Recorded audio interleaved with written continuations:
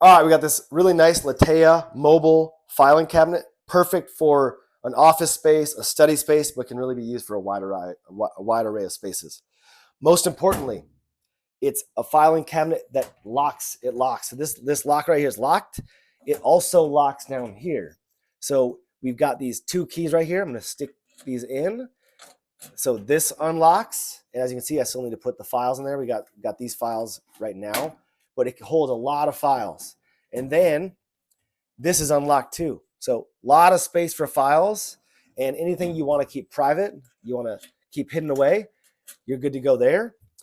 Then you've got this little space right here. This, I've got my computer here. This can easily be adjusted. You got these pieces right here if you want to come in.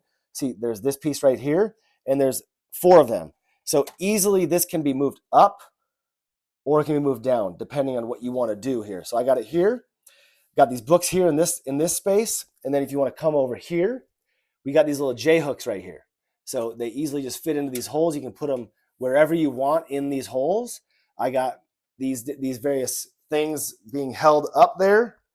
But all in all, this thing's just a really nice cabinet. And another key, which is very important for a lot of people, is the wheels at the bottom right here.